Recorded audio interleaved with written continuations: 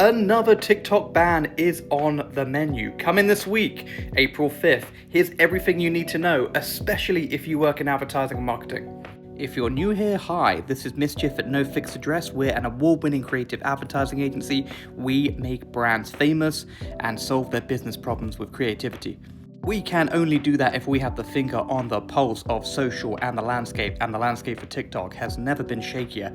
If you don't remember, let's rewind back to mid-Jan when TikTok got banned. It equaled huge chaos, a huge increase in ad spend for the competitors Meta, Rednote, Snapchat. Rednote, by the way, skyrocketing from nearly 1 million users to 3.4 million overnight. TikTok came back quickly, the ban was like hours long, and you'll remember that the vibes were just completely off. It felt like a PR move for Mr. President, and the whole thing felt rather icky. Yes, there was joy that it came back, but there was confusion and some serious side-eye that left people with a bad taste in their mouth. A lot of people jumped permanently to Blue Sky, Rednote, and Substack, which is seeing a huge uptick in usership right now. But the good news when it comes to TikTok is that users are everywhere, so it's not just TikTok. The majority of users are also on YouTube, 94%. 80% of TikTok users are also on Instagram and Facebook, and 60% on Snapchat. Good news if you're a marketer, because for too long didn't read on this means you don't have to put all your eggs in the TikTok basket. Did TikTok bounce back? The jury's still out on that one.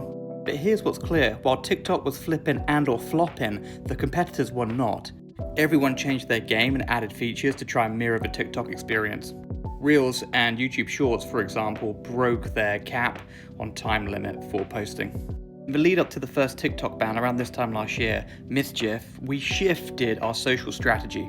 So we continued posting on TikTok like we would, but we mirrored the content on TikTok on Reels. We started using Reels like we did TikTok. And by Joe, we got 64% increase in followers and a 41% increase in average post engagement. This has far exceeded what we have on TikTok now, where Reels is our chief social channel, apart from LinkedIn. LinkedIn was always a priority for us, but we plowed on with that, and the rewards were a 43% increase in follower and a 60% increase in average post engagement. Do not be sleeping on YouTube Shorts either. We are averaging 10,000 views per post. For too long didn't read on this, I'm sure you felt this shift too. TikTok has gone from being an app for everyone to predominantly for creators.